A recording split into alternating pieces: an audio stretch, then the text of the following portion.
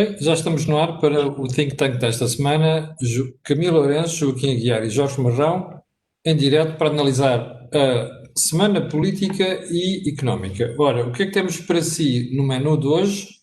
Vamos começar pelas eleições nos Açores, percorrer a discussão do Orçamento de Estado e tentar perceber qual é o rumo que nós poderemos ter para Portugal nos próximos tempos.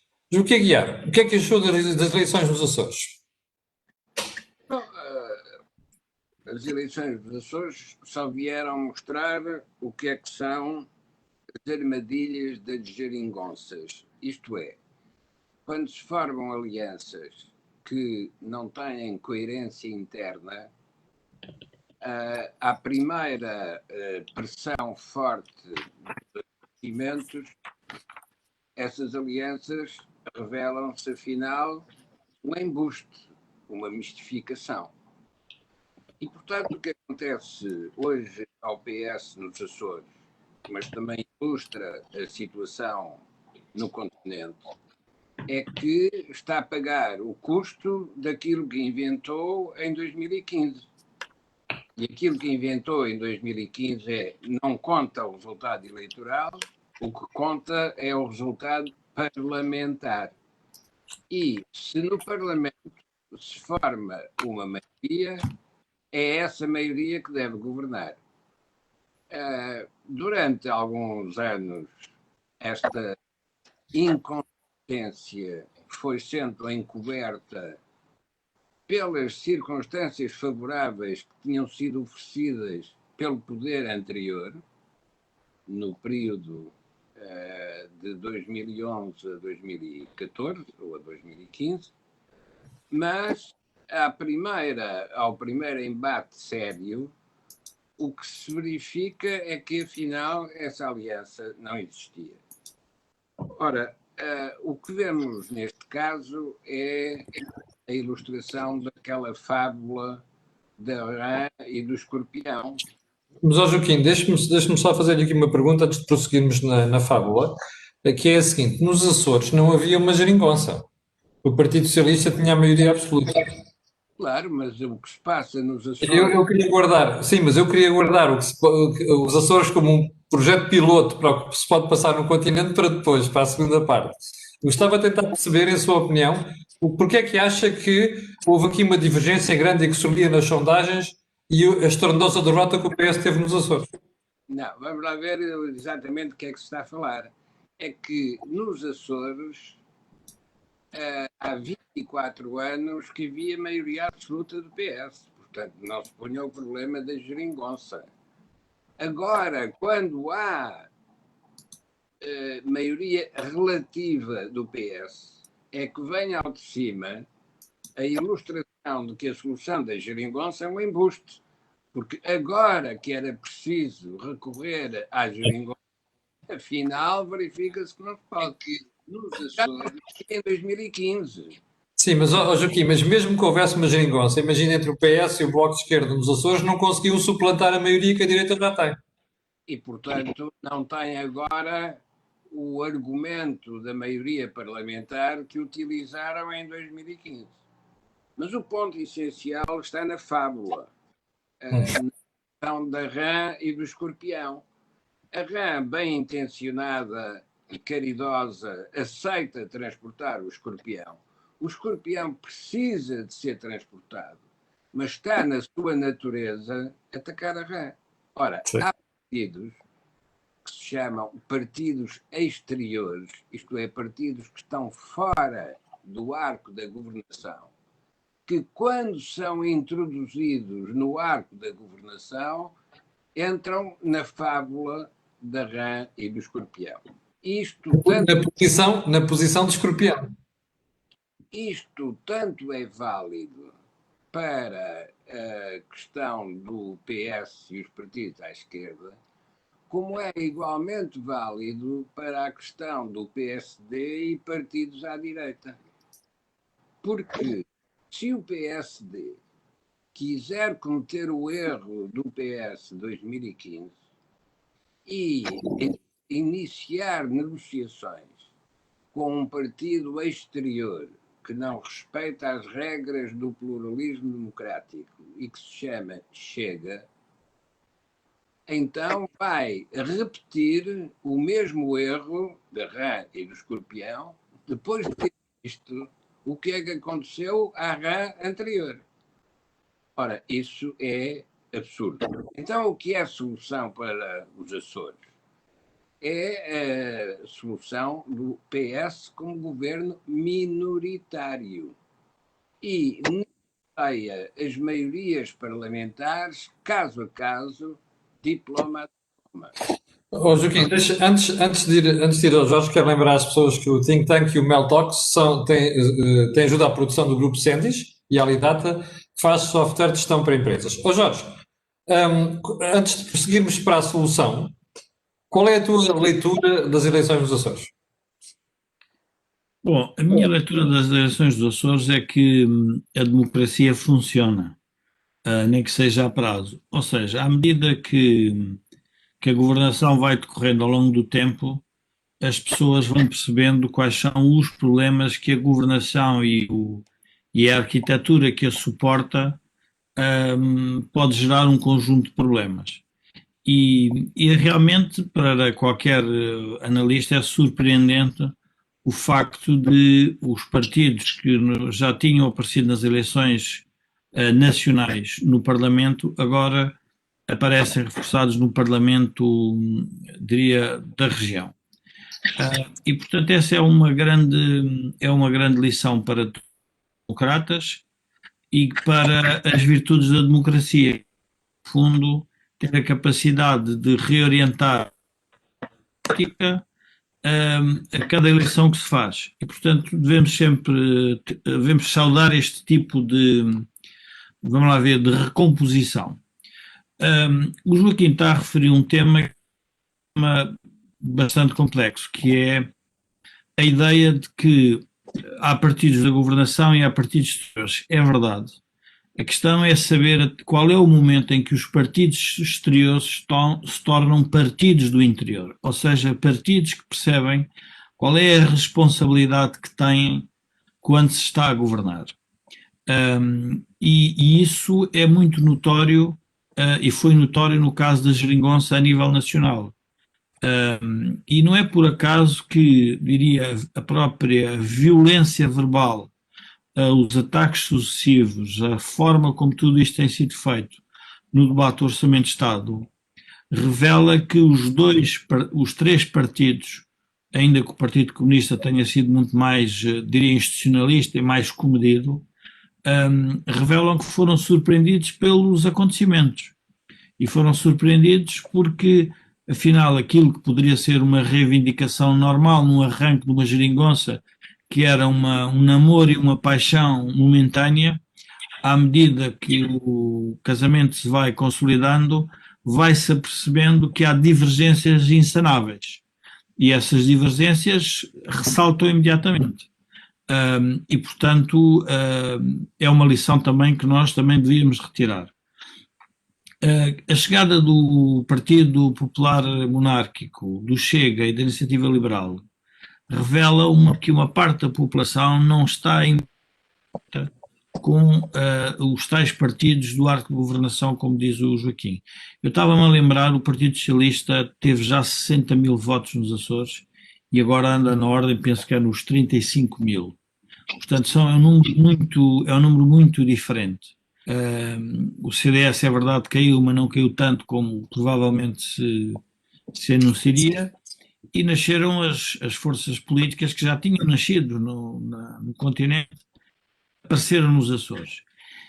E porquê que isto nos Açores pode ser mais relevante? Porque os Açores é uma sociedade ainda muito mais dependente do Estado e do partido do governo e do partido da região, em que se pode distribuir os recursos de forma, diria, mais circunscrita, é numa ilha.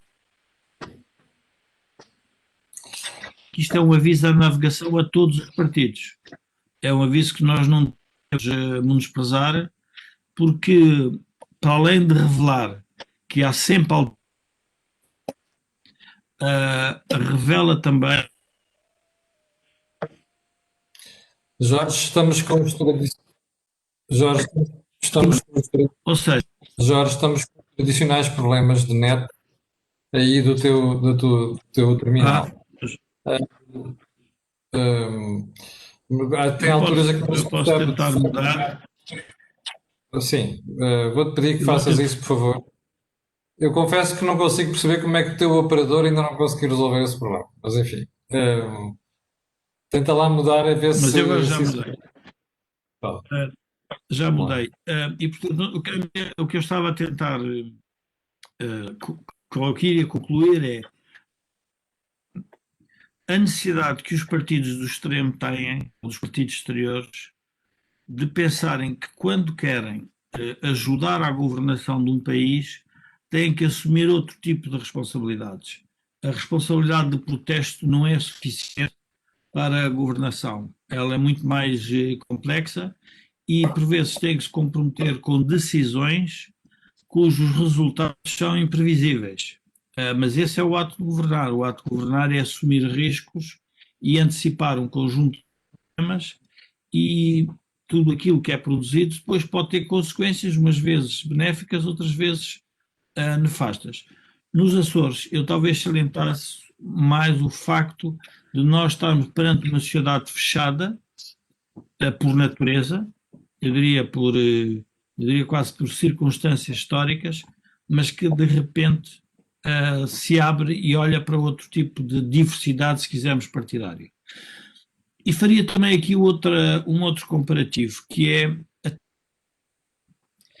que a democracia portuguesa não está a evoluir no sentido das democracias mais duras do norte da Europa, em que os governos têm que ser feitos com coligações, às vezes relativamente estranhas, mas que os partidos se comprometem de acordo com um programa. Nós vemos isso na Alemanha, vemos isso na Dinamarca, vemos isso na Suécia. Portanto, os partidos percebem que não têm um monopólio do exercício da governação.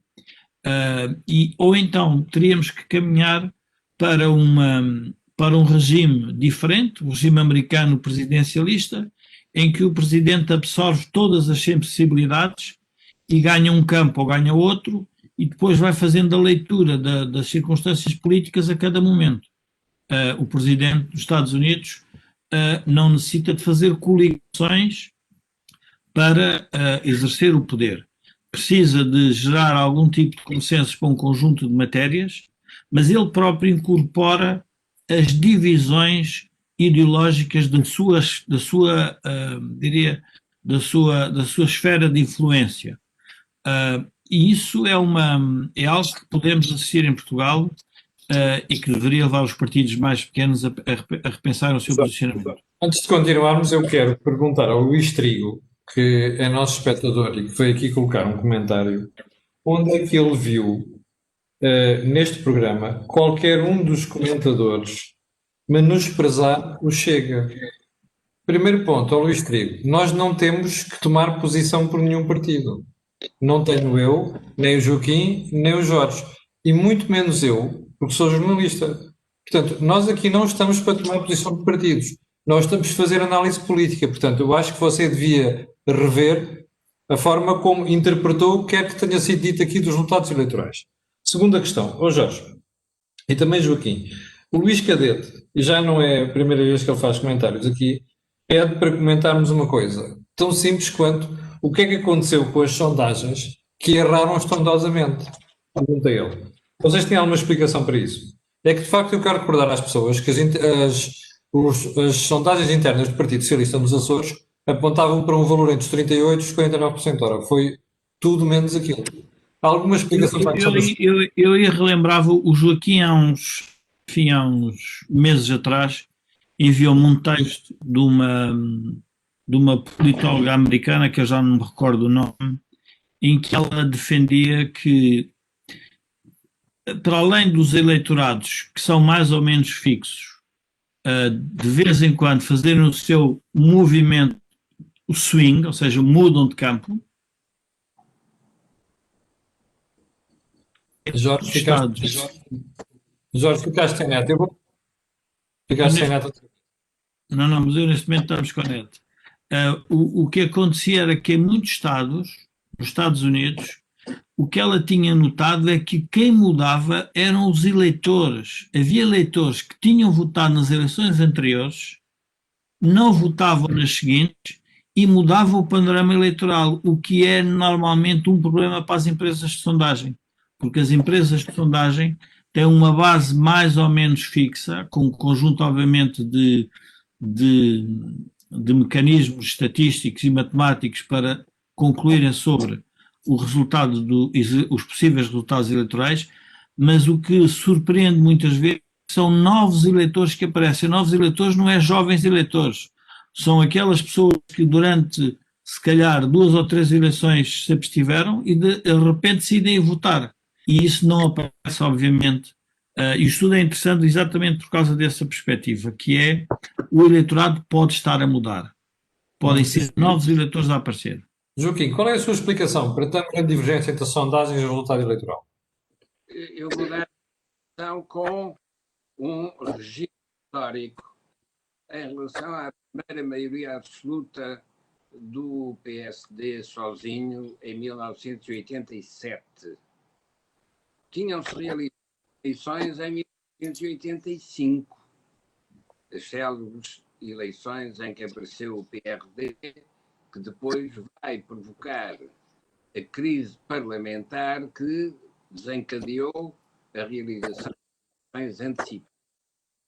Nessa altura, a empresa de sondagens que fazia sondagens em 87 utilizava como elemento comparativo o resultado de 85. Então colocou a seguinte pergunta a uns amigos: como é que se explica que na sondagem apareça 49% para o PSD, quando há 3 anos atrás, há 2 anos e meio, os resultados eleitorais não tinham nada a ver com isso?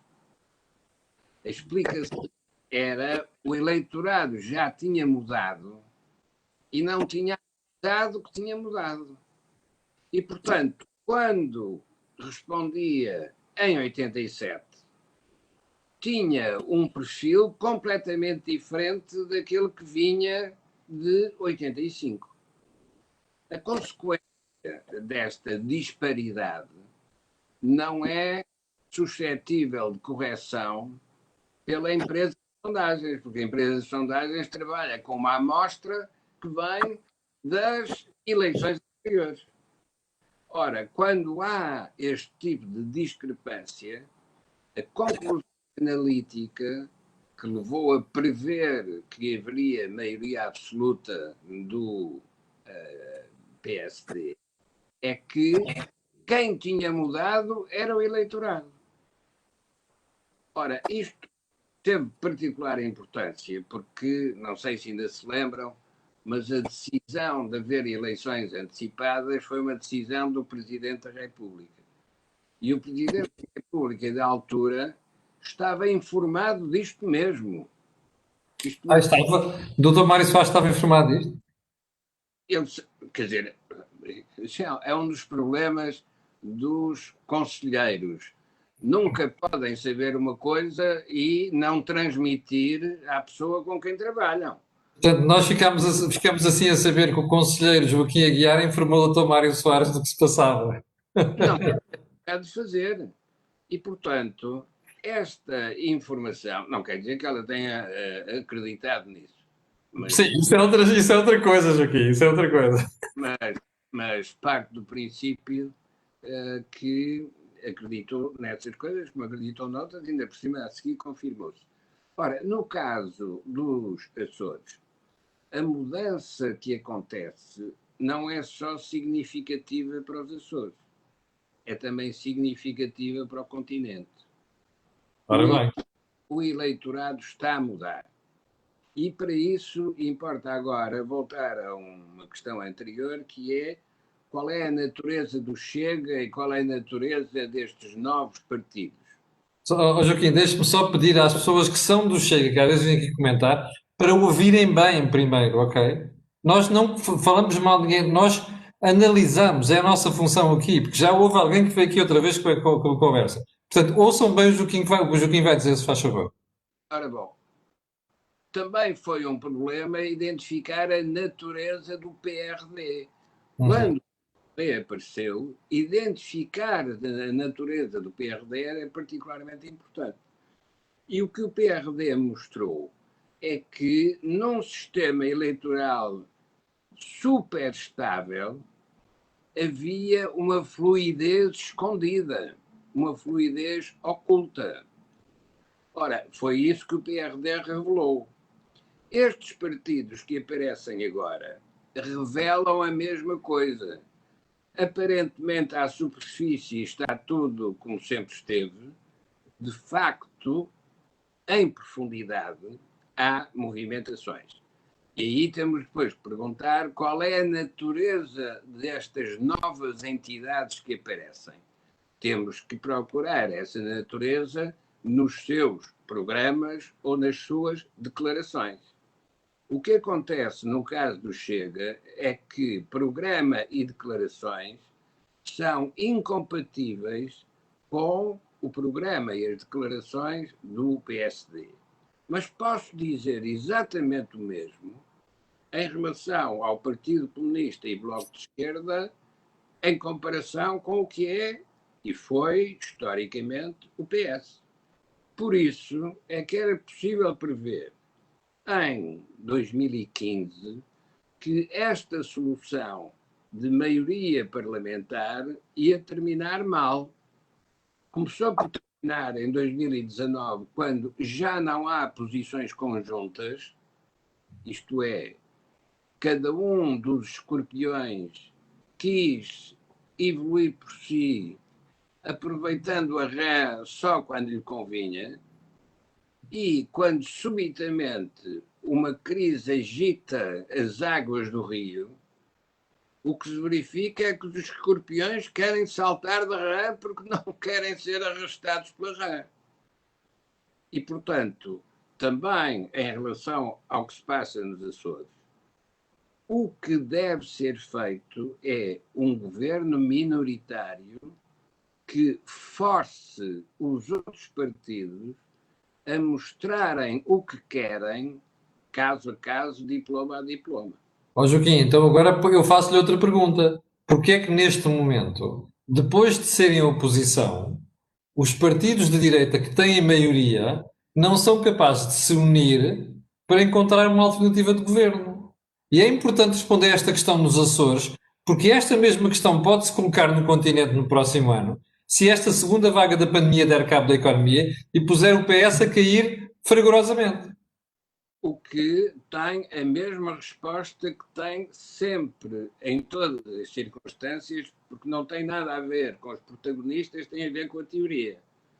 Para que um poder possa exercer a sua capacidade de liderança, é preciso que esteja apoiado numa base coerente.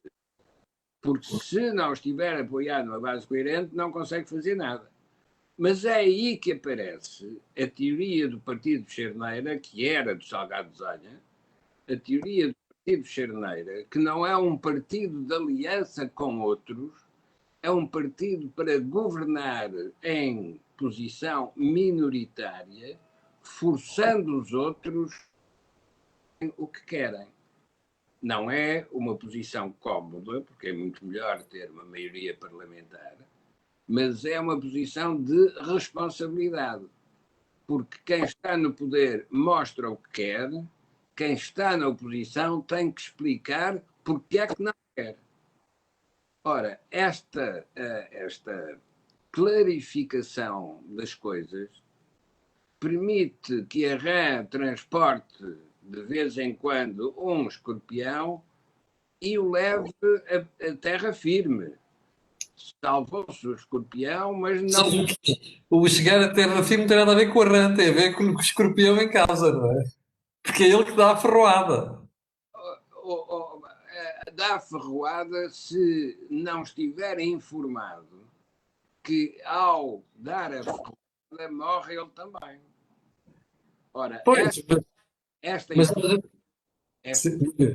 só se obtém através do debate político, porque é preciso quem exerce o poder não esconda a realidade e é preciso que a realidade trave os instintos naturais dos escorpiões. Porque se isso não acontecer, então ninguém consegue governar. Jorge, Aquilo que se verifica agora é que esconde-se a realidade para afirmar a qualidade do poder.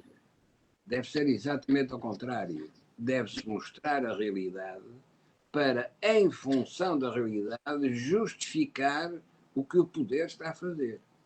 ó Joaquim, mas não acha que o que se está a passar nos últimos 10 meses é muito claro em relação à realidade? O que se está a passar é uma descontinuidade.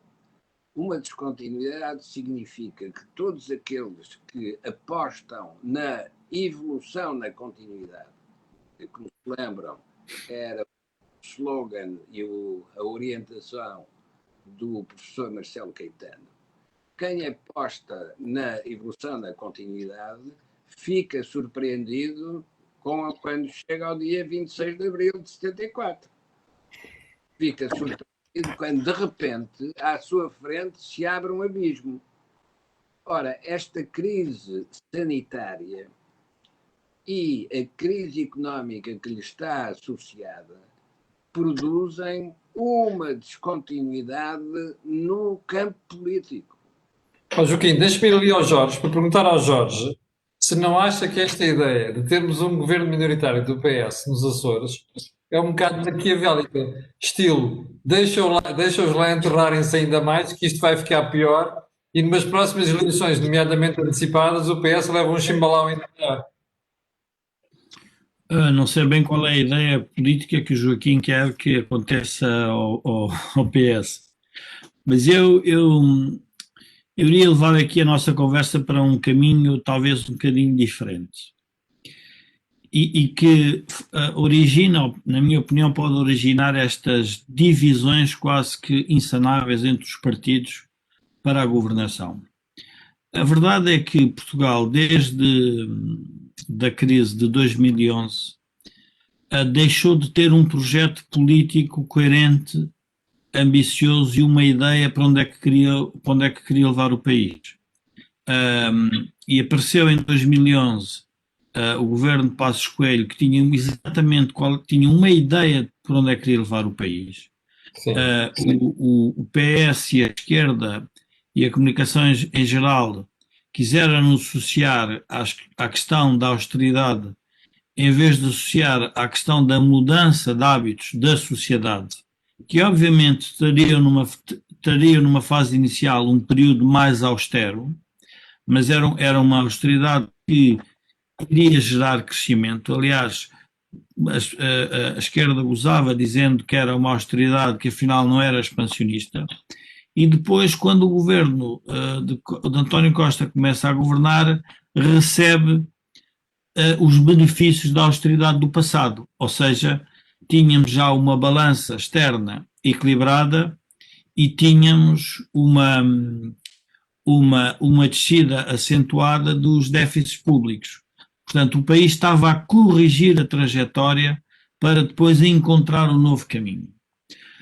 Ora, perante a ausência dos partidos da governação de uma ideia para Portugal, é muito natural que todos os partidos que tenham partidos de protesto, partidos com capital de queixa, e até se observarmos cada um deles com as suas razões e que nós até compreendemos, o Chega com um conjunto de matérias que fazem sentido, noutras não fazem sentido nenhum, a Iniciativa Liberal da mesma forma, como o Bloco de Esquerda também, como o problema é que os dois partidos centrais do regime, como não têm uma ideia de como conduzir o país de forma, eu diria, estável, a única coisa que reclamam para si é maiorias absolutas para não terem que decidir o que é que querem apresentar aos eleitores.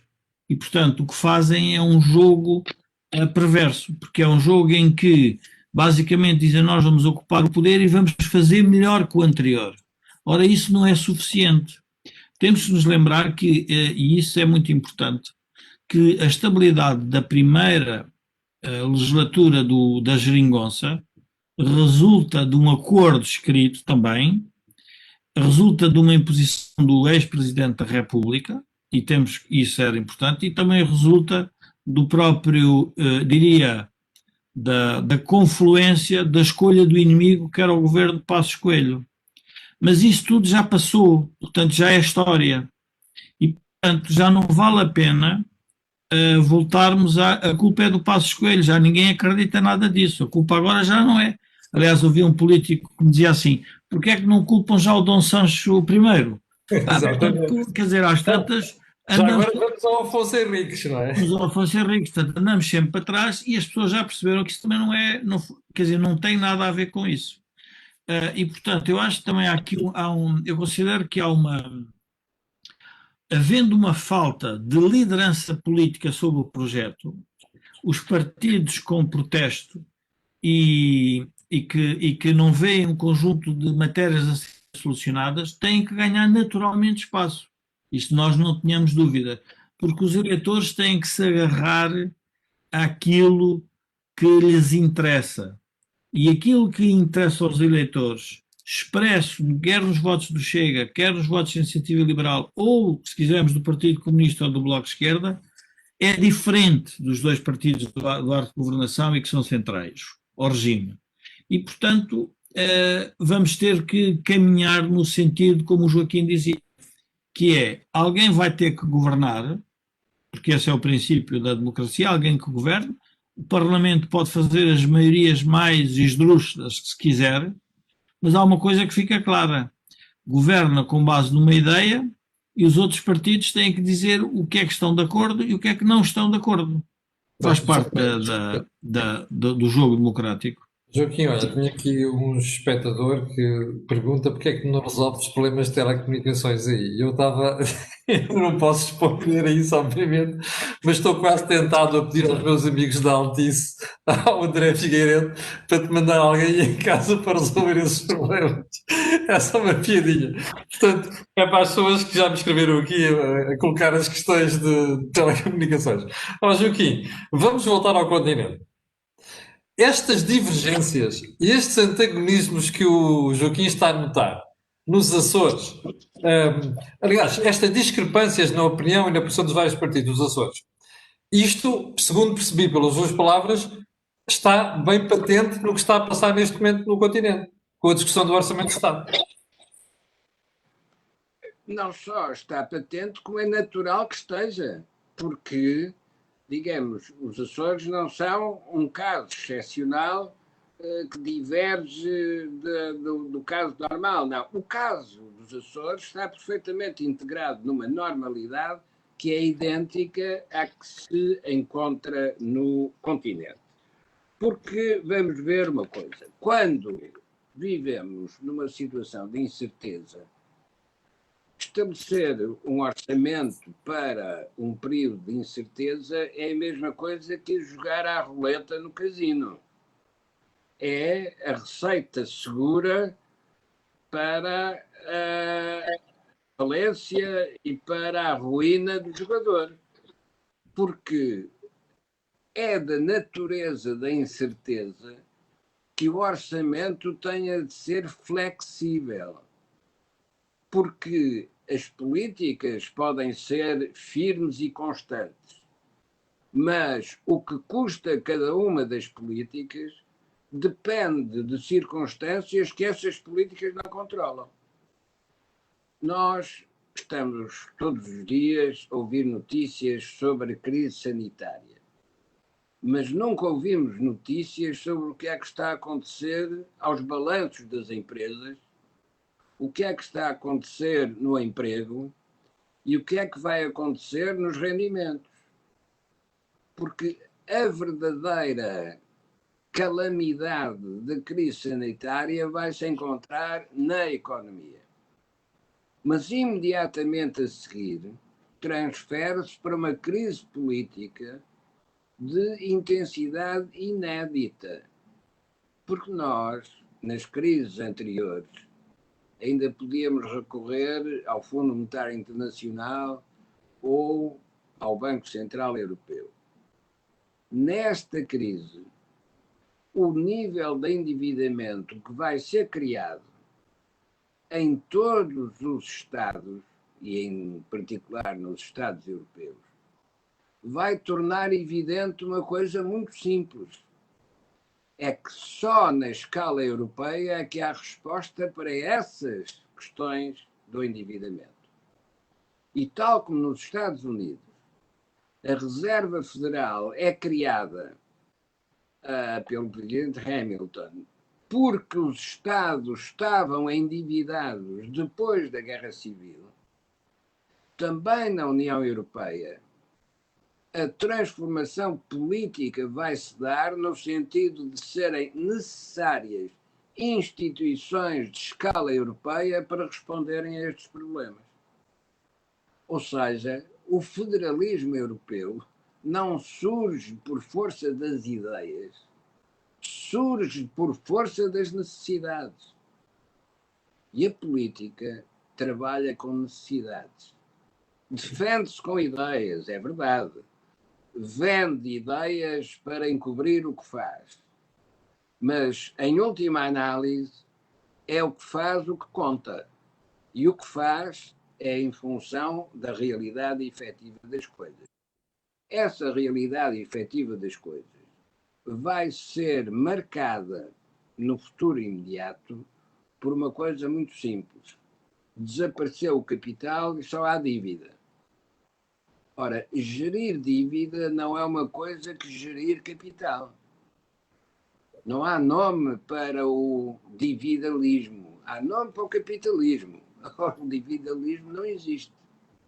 O que é que vai ser a atitude dos partidos para a evidência que a sua capacidade de tributação não é suficiente para absorver a dívida que criam? Qual é a solução, Joaquim? Não percebo. Qual é a solução para uma situação dessas? A solução é sempre muito simples. Aquilo que o político tem de fazer é trabalhar com a realidade efetiva das coisas. E isso quer dizer o quê? O Einstein dizia que Deus não joga os dados com o universo. E é por isso que a ciência é possível. Mas nós também podemos dizer que a dívida não é um jogo arbitrário. A dívida é criada por aqueles que se endividaram. Sabem exatamente como é que isso aconteceu. E, portanto, também sabem, ou devem saber, como é que se corrigem os comportamentos, como é que se corrigem as ideias, como é que se corrigem as políticas para não ir no mesmo caminho. Porque insistindo na mesma solução, depois de saber que é uma falsa solução, não é uma prova de convicção, de vontade, de força. É uma prova de ignorância. Nem sequer se sabe como é que a dívida foi criada. Ora, aquilo que os partidos estão obrigados a fazer não é maiorias parlamentares para se esconderem, não é criarem labirintos de espelhos para, sempre que olham para o espelho, se verem eles próprios. Aquilo que os políticos têm de fazer é rebentar esses labirintos de espelhos e vir para o ar livre, olhar para aquilo que o futuro lhes mostra e trabalhar em função disso. Deixa-me ir ali ao Jorge. Ó Jorge, nós já temos uma promessa de emissão histórica de dívida. Nunca se viu, primeiro, a Comissão Europeia ser ela própria a endividar-se. Em segundo lugar, nunca vimos tanta contabilização de dívida no horizonte como estamos a ver agora. Se houver uma segunda vaga, como parece que está a haver, é provável que isto ainda fique pior. Ora, como é que se vai pagar esta dívida? Posso ajudar? Eu queria quantificar algumas das ideias que o Joaquim estava a expressar para ajudar aqui os nossos espectadores a perceberem algumas afirmações que o Joaquim fez. Se nós recordarmos, o estado de emergência é decretado em março de 2020. Nessa altura, o Banco de Portugal faz uma projeção para a economia portuguesa com um cenário base de 3,7, depois fala no cenário adverso de 5,7 e já vamos em 8,5. E vai ficar nos 11 ou 12. Portanto, a primeira leitura que temos que fazer é que nós estamos numa zona de alta imprevisibilidade económica e, obviamente, também do ponto de vista sanitário. O governo, quando faz este orçamento de Estado, tem uma frase que para mim é fantástica. Diz assim: chegamos com esta crise com a capacidade para dar uma resposta forte ao que o país precisa. Portanto, nós estamos a ver qual é o grau de irrealismo com que às vezes se produzem este tipo de documentos. Ou seja, tendo defender a política do passado, parece que não existe uma pandemia e que nós não temos mesmo capacidade de resposta. E por isso é que o Joaquim tem razão quando diz: não se esqueçam da Europa, porque a Europa é o nosso talismã, o nosso salvo-conduto, é a nossa proteção. É um ancorador. É um nosso ancorador. E, portanto, o que é que acontece? Nós estamos a falar sobre um passado recente que não se vai repetir. Ora, a pergunta que nós temos que fazer, estamos aqui a fazer análise política, é: e quais são as consequências económicas e políticas da crise sanitária? Vão ser devastadoras. Porquê? Porque nós andamos a ocultar. Eu vou relembrar, quando tu me propuseste que era o tema, eu estive aqui a ver o que é que foi dito neste curto espaço de tempo. É decretada a emergência em março de 2020. Há um comunicado de 30 de abril que diz que, graças aos esforços portugueses, podemos todos voltar a ir para a rua. Depois tínhamos um programa que era a partir de 4 de maio, 18 de maio, 31 de maio, de 1 de junho, e já agora, juntando um outro número que é importante, o Governo neste orçamento tenta explicar o que é que seria o saldo e qual é o efeito da economia e o efeito da pandemia. O saldo é negativo em 14 mil milhões, dos quais diz que 9.600 milhões são da economia, 6 mil milhões são do Covid. Portanto, o que é que nós estamos a trabalhar? Nós estamos a trabalhar com uma governação que não quer enfrentar a realidade, não porque eu queira fazer de forma, eu diria, não é intencional, no fundo não quer assustar os portugueses, não quer dizer qual é a verdade, porque também quer manter o poder, mas a realidade não pode ser gerida ocultando. Isto é a mesma coisa que uma família estar a ficar falida e ninguém em casa continuar exatamente como se ela não tivesse falida. Não, até vamos endividar mais. Se nós estivermos a ver o de resiliência e de recuperação que o Governo refere, eu não quero errar no número, mas nós só recuperamos o padrão de rendimento para aí em 2028 ou 2030. E isso foi dito no programa.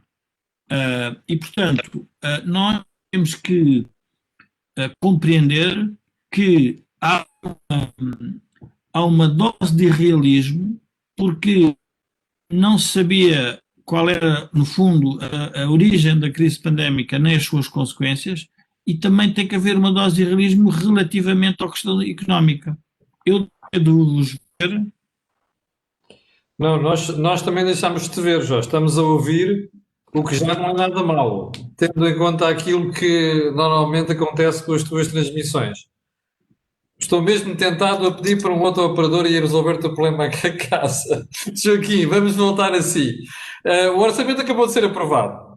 Acha que vai haver alguma alteração importante ou de posicionamento na discussão na especialidade? Porque eu esta tarde ouvi partidos a dizerem, como o PAN e o PEV, admitirem que iam votar ou que iam deixar passar o orçamento na generalidade, mas depois iam votar contra na especialidade. Pois, vai haver alterações significativas, mas não por vontade dos protagonistas ou porque os protagonistas saibam o que é que querem alterar. Vai haver alterações significativas porque até ao dia 28 de novembro, que é quando se fará a votação Na especialidade.